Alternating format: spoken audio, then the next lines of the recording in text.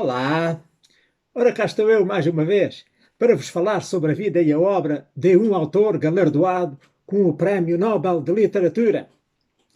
O meu nome é Sebastião Barata e hoje vou falar de Roger Martin Dugard, que foi um escritor, romancista, dramaturgo, contista, autor de diários e de cartas, nascido em 1881 em Neuilly-sur-Seine, na França, e falecido em 1958 em Belém, que recebeu o Prémio Nobel de Literatura de 1937. Roger Martin Dugard nasceu em Neuilly-sur-Seine a 23 de março de 1881, numa família da burguesia originária do Ducado de Bourbon, mais conhecido pelo Bourbonnais, em finais do século XVI. A geração começou com o seu pentavô, Jean Martin, que era um comerciante. O filho desse antepassado, que se chamava Pierre Martin, que era um senhor de terras, e quando adquiriu o domínio de Ugar, passou a chamar-se Pierre Martin de Ugar.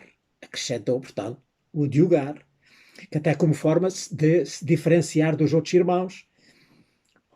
Então esse apelido passou de geração em geração, até chegar ao seu quadrinete, o Roger, cujo pai era o Paul Martin de Ugar, que era um advogado no Tribunal de Recurso de Paris e que tinha casado com uma senhora, portanto a mãe do Roger Martin de Ugar era filha de um corretor lá da Bolsa de Paris.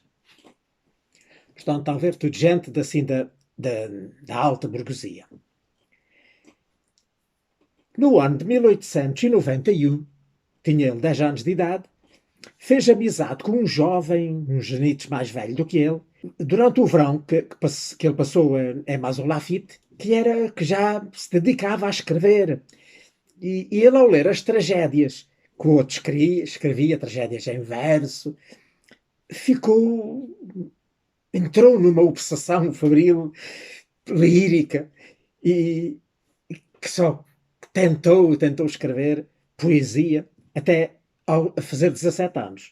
E nessa idade, aos 17 anos, ele leu, a conselho de um seu professor, o abade Hébert, leu A Guerra e Paz do Tolstói. Ora, essa leitura despertou nele a vocação realmente de ser escritor e de escrever assim grandes romances, grandes epopeias como o Tolstói. E essa ideia nunca mais o largou. Pronto, mas voltando atrás, no ano de 1892, ele entrou na École Fénelon, uma instituição católica assim, importante, cujo ensino deixou nele assim, uma profunda impressão. Mas os resultados escolares eram muito fracos, porque ele não prestava atenção nenhuma às aulas. E então, em outubro de 1895, os pais mudaram-no para o Liceu Condorcet. Mas os resultados continuaram a ser muito fracos. E o pai então decidiu pô-lo a ter aulas privadas, assim durante um semestre, desde janeiro até junho de 1896, em Passy, com um jovem que era um jovem aluno da École Normale Supérieure, portanto, da Escola Normal Superior, um tal de Louis Meleriot. E com esse Louis Meleriot, o Roger então atualizou-se em latim, em grego, em gramática, trabalhou a arte da composição, de tal maneira que, pronto, a ver se ele conseguia preparar-se para começar então, o ano da retórica no início do ano letivo em outubro. Portanto, nesse ano então, letivo, em outubro, ele matriculou-se como aluno externo no Lycée Janson de Sailly, onde conheceu o jovem Gaston Gallimard, o que viria a ser o fundador das Editions Gallimard, ainda hoje famosas e conhecidas e continuam a editar. No ano de 1898, o Roger Dugard obteve então o seu um bacharelato lá em filosofia lá no liceu, com uma menção assim de razoável, vá lá, se fosse, é o que interessava, e decidiu então matricular-se na Sorbonne para ver se obtinha o grau bacharel em letras. Não só como forma dele, enfim, concretizar o seu sonho, o seu desejo de escrever, mas também para ver se conseguia vencer a relutância dos pais em deixá-lo seguir a carreira de escritor.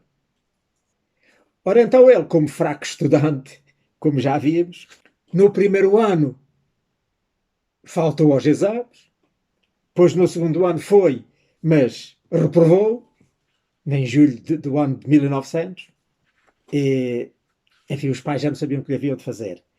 Mas ele próprio, então, lá pensou em ganhar juízo, e depois, entretanto, teve que interromper para ir para o serviço militar.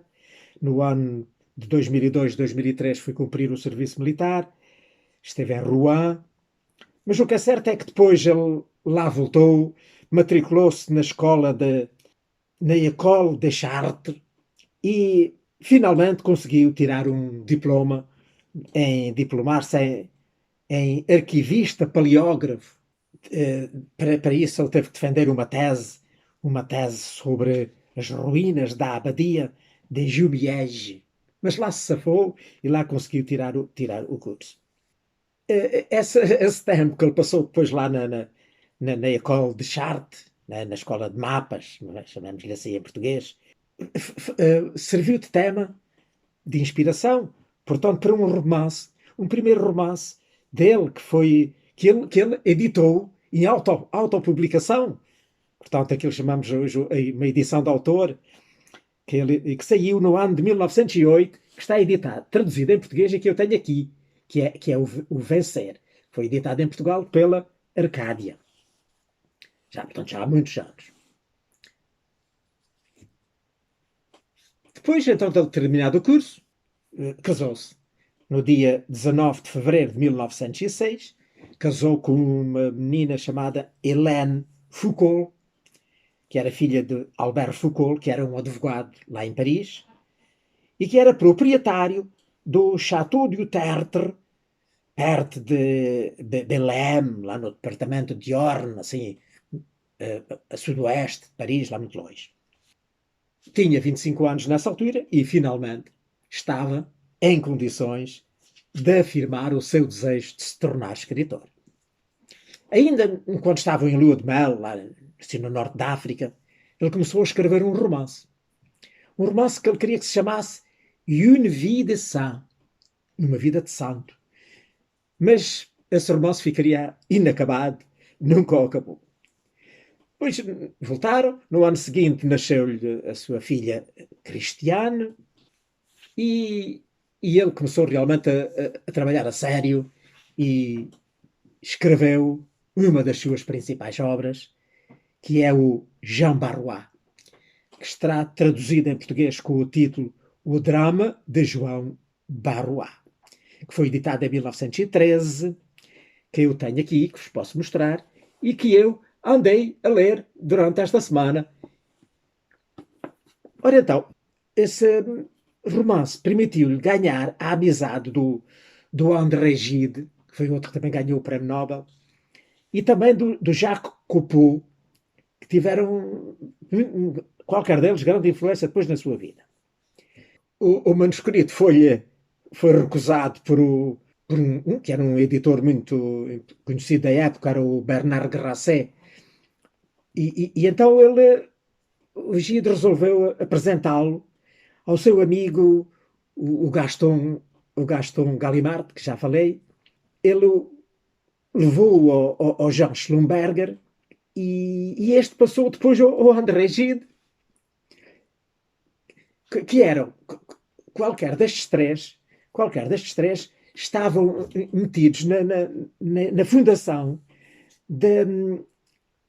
daquela revista muito famosa, que estava em início de vida, que era a NRF, portanto, La Nouvelle Revue Française,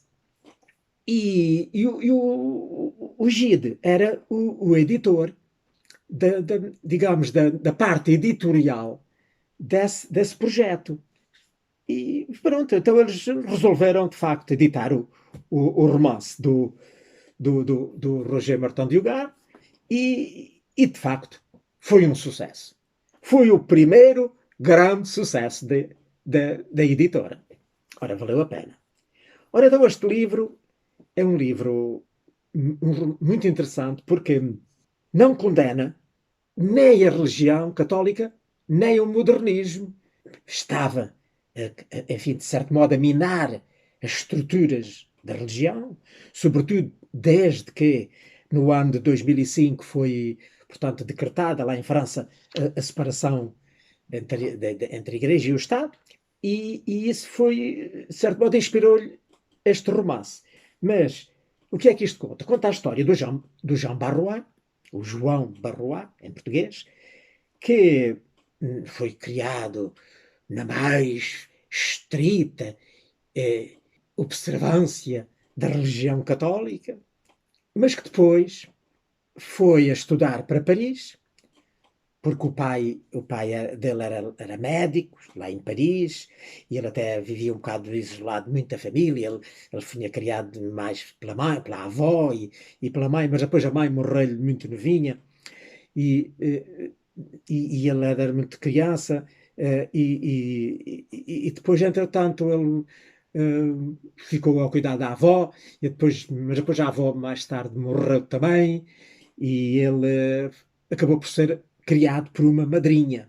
E essa madrinha tinha uma filha, que era, portanto, mais ou menos da idade dele, e acabou praticamente de ser um destino vir a casar mais tarde.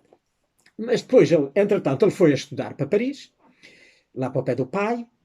O pai, como médico, também já era assim um bocado, se tinha afastado da igreja, porque a ciência, não é? Segundo as doutrinas da época, a ciência opunha-se à religião, porque provava que o que estava na Bíblia não tinha explicação à luz da ciência, não é? Portanto, sobretudo as teorias do evolucionismo. E ele, pouco a pouco, juntamente lá com os amigos que estudavam com ele, veio a abandonar completamente a religião. Esse foi um drama lá para a família e para a mulher. Ele acabou por se separar da esposa, e foi então ficou em Paris, e então considerou-se um homem livre de preocupações familiares. Entretanto, a mulher ainda teve um bebé, uma criança, uma menina, que ele quase já não conheceu, e ele tornou-se independente e fundou, juntamente com os amigos, um jornal libertário, e veio a ser uma grande personalidade do ateísmo destas doutrinas modernas que se opunham à religião. O livro depois conta numa segunda parte como ele e os amigos, sobretudo através do jornal e da revista que eles tinham fundado, acompanharam o caso Dreyfus. Portanto, o caso Dreyfus, que foi um caso muito falado na época, em que o exército, as altas estruturas do exército estavam envolvidas em espionagem contra a Alemanha, mas aquilo para não serem apanhados, resolveram incriminar um pobre de um militar, que era o Dreyfus, que era judeu, e puseram as culpas todas nele, e ele acabou por ser condenado e foi deportado, e depois começou-se a falar nos jornais, nas revistas e não sei o quê, e a Alemanha opôs-se sempre, terminantemente, porque era mentira, não conheciam lá Dreyfus nenhum, que não queriam saber disso para nada, que não se queriam ver o seu nome ligado a essa história. eles na revista pensaram em publicar, mas tiveram receio e foram falar com o Émile Zola, né, que era muito conceituado já na época, e então o Émile Zola não teve problemas. Como costuma dizer, pôs a boca no trombone e pôs tudo na rua, contou tudo. O Zola acabou por ser ele incriminado de falsos testemunhos e de atentado contra o Estado e contra os interesses do país e acabou por ser condenado. Enfim, foi uma história terrível que é aqui narrada e que, de facto, também se prende um bocado com esta história entre a tradição, a manutenção do status quo e a revolução, a renovação de mentalidades que, que este grupo procurava fazer. Portanto, depois o Jean Barrois, os anos passaram, envelheceu e aconteceu-lhe o mesmo que tinha acontecido ao pai, que quando no fim da vida, já muito doente, à beira da morte, dei-lhe para pensar que não queria morrer e acabou por recair na religião e morreu numa luta tremenda entre a sua consciência e o seu coração.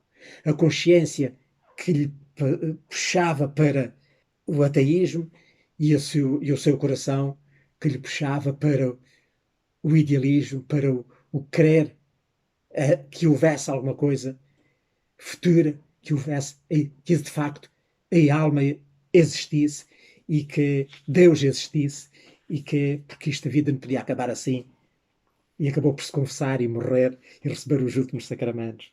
Foi um drama, um grande drama, o drama de João Barrois. Portanto, um livro espetacular que deviam ler, que eu aconselho que leiam. Ora bem, mas continuando, ele escreveu, como também já disse, várias peças de teatro, e uma das peças que escreveu foi Le Testament du Père Leleu, portanto, que em português seria o Testamento do Padre Leleu, que foi editado em 1913, que é assim uma farsa camponesa, e que consta que terá inspirado o Puccini para escrever uma das suas óperas, a ópera Gianni Cicci. Essa farsa foi encenada pelo Jacques Coupeau, o tal amigo do Dugar, que tinha acabado de abrir recentemente o Teatro du Vieux Colombier, e foi o princípio, de facto, de uma amizade muito grande entre eles. Como já estava, aliás, a ser também com o André Gide, por ter editado exatamente o Jean Barrois.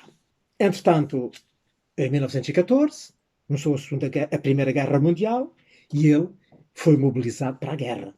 Ele presenciou as grandes atrocidades na frente da guerra, mas ele nunca quis escrever sobre tal assunto que o incomodava.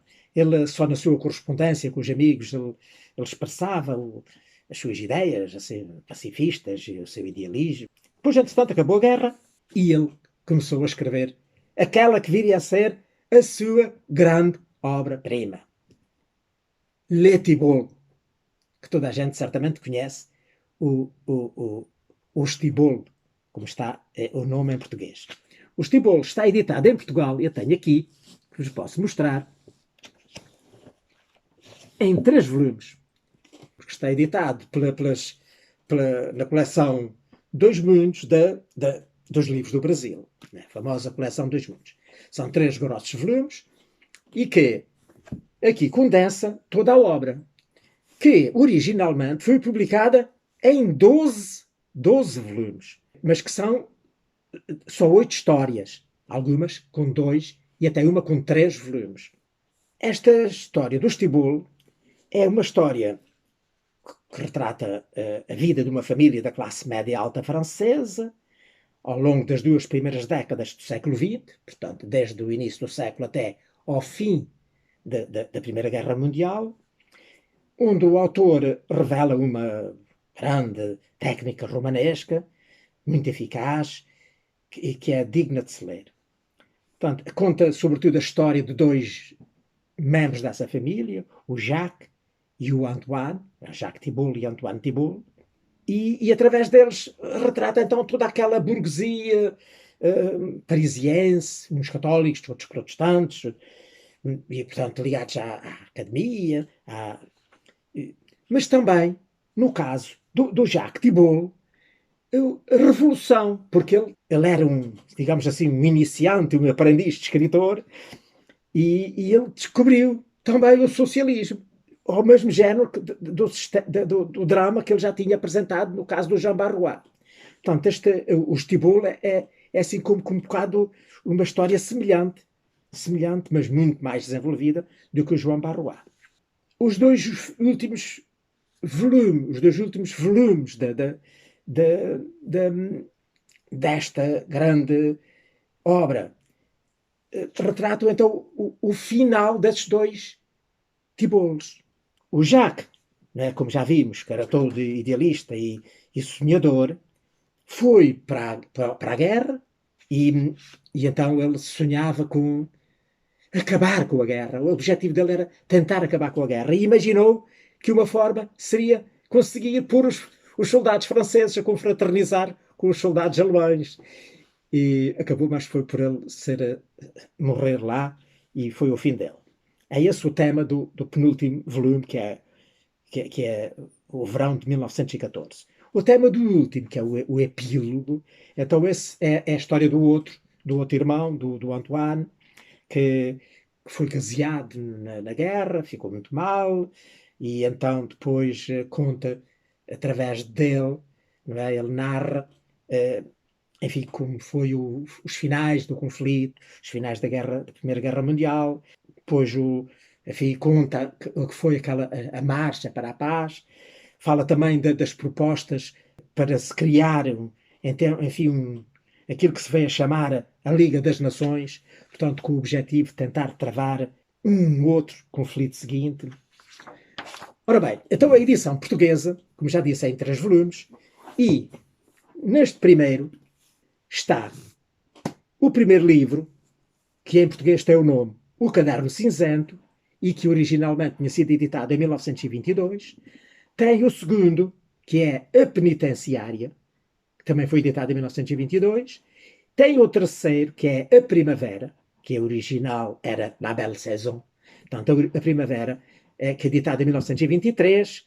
E tem o quarto, que é A Clínica.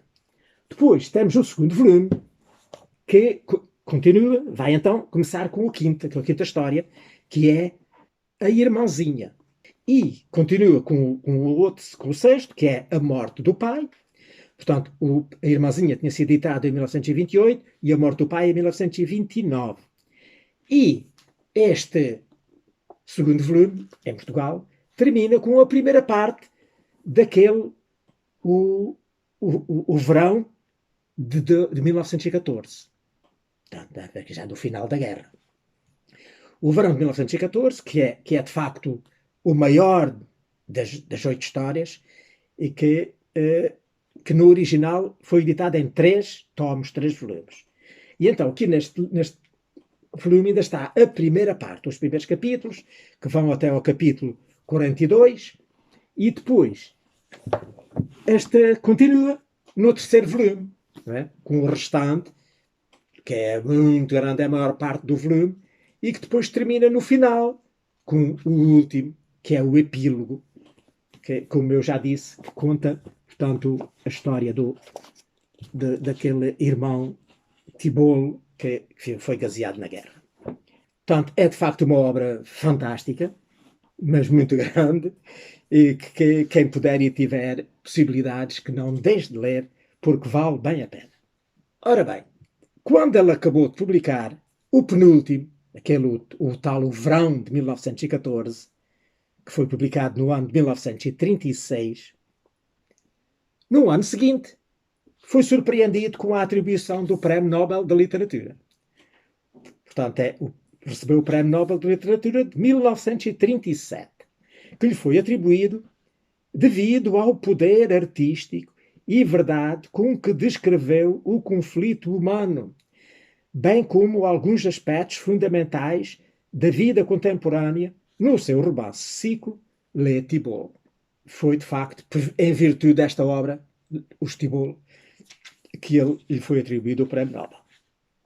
Ora bem, entretanto, né, e como vimos, isto foi editado em 1936 e o último volume já foi editado em 1940, o tal epílogo, já tinha começado a Guerra Mundial, a Segunda Guerra Mundial, já estavam praticamente a França a ser invadida pelo exército alemão, e durante então a guerra, o Martin Dugas foi para a Itália, passou uma larga estadia na Itália, depois passou mais ou menos a maior parte do tempo da guerra no sul de França, em Nice, numa casa situada no bairro de Cimier, que era um bairro residencial lá de Nice, onde ele adquiriu um apartamento. Mas depois, ainda no final, ele ainda acabou por se refugiar em Périac, na Aude, que era portanto, assim mesmo no extremo sudoeste da França, junto à Andorra. E aí ele passou os últimos tempos da guerra. Mas, entretanto, desde 1941, portanto, desde que acabou de se publicar os Thibault, ele começou a trabalhar numa nova obra. Trabalhou nessa obra até ao fim da vida e nunca chegou a acabá-la. Ele pretendia que se chamasse Les Souvenirs du Lieutenant-Colonel de Montmort, que em português seria As Recordações do Tenente-Coronel de Montmort. Nunca conseguiu acabá-lo. É um livro já assim um bocado, que já tinha obsessão um bocado pela morte, que anda à volta disso, é que a história conta a história de um tenente-coronel que vivia, assim, de certo modo, isolado, fechado, recluso, numa casa que ele tinha lá na Normandia, que na altura estava, portanto, ocupada pelo exército alemão, e então ele estava ali, confinado à sua casa, e ele começou, portanto, no princípio, por escrever, digamos, um diário, mas depois, com o adiantamento do tempo, acabou por derivar para se lembrar do seu passado e começar a recuperar memórias da sua juventude, da sua formação, até da sua vida sexual e sentimental, da sua carreira militar. Depois, quando ele esteve em Marrocos, onde conheceu o Lioty, que veio a ser um grande marechal francês e que na altura era lá governador de Marrocos, e que foi, aliás, o ministro da guerra lá francês durante a Primeira Guerra Mundial. Portanto, o Roger Martin Dugas estava a escrever este romance, a contar esta história, mas morreu e não chegou a acabá-la. Bem, de qualquer modo, portanto, voltando à história dele, depois de acabar a Guerra Mundial, ele dedicou alguns tempos a restaurar lá o tal Château du Tertre, que eu penso que já falei atrás. E depois, enfim, de restaurar lá o castelo, ele foi morar para Paris, lá para um apartamento, e viveram lá algum tempo. Há outros livros que ele escreveu, não é? Sim, digamos, outras obras menores, não é? Com menos importantes e mais pequenas, que ele escrevia assim quase a título de distração, ou como relaxamento, assim, nos intervalos, enquanto ia escrevendo as suas grandes epopeias. Entre eles, numa peça de teatro, que se chamou Un Taciturne, que é em português Um Taciturne, que foi editada em 1932, depois também uma novela, assim, portanto um romancezinho mais pequeno, que era A Confidência Africaine, que em português seria Confiança Africana, que saiu em 1931, e um outro então que assim está traduzido em Portugal e com o título Velha França. Velha França, que é assim como ele próprio diz aqui na dedicatória que faz no início, lá alguém seu conhecido e amigo, diz na própria dedicatória, diz assim: dedico-te este modesto álbum de bosquejos da Vila Aldeã. Portanto, são assim pequeninos bosquejos, pequeninos apontamentos da história da vida na aldeia.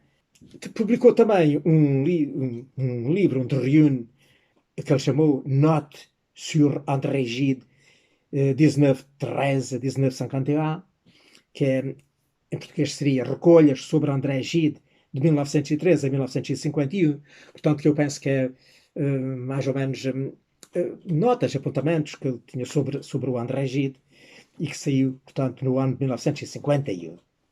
Pronto, então, como já disse, já dei a entender, o Roger Martin de Hogarth acabou por falecer, então, lá nesse tal castelo da família, no castelo de Tertre, lá em Belém, mas não foi sepultado lá. O corpo foi transportado para o cemitério italiano de Sibier, lá na tal zona de Nice, onde ele tinha vivido durante a guerra, e está lá sepultado nesse cemitério, e também a sua esposa, depois quando morreu, estão lá os dois sepultados nesse cemitério. Mas um caso interessante é que, de acordo com o desejo que ele tinha expresso já há muitos anos, já no ano de 1921, vejam lá, na laje, sim, na pedra tumular da sua sepultura, está gravada uma expressão latina que é a seguinte: sum quod eris, que é uma fórmula dirigida a quem passar em frente do seu túmulo e souber lê-la, e que significa: sou o que tu serás. Pronto, eu já falei mais uma vez, tempo demais. Por hoje me fico por aqui. Espero que tenham gostado de falar hoje do Roger Martin de Hogarth. E para a semana, se puder e se tiver vida e saúde, cá estarei de novo para vos falar sobre a vida e a obra de outro autor galardoado com o Prémio Nobel de Literatura. Ora, passem muito bem!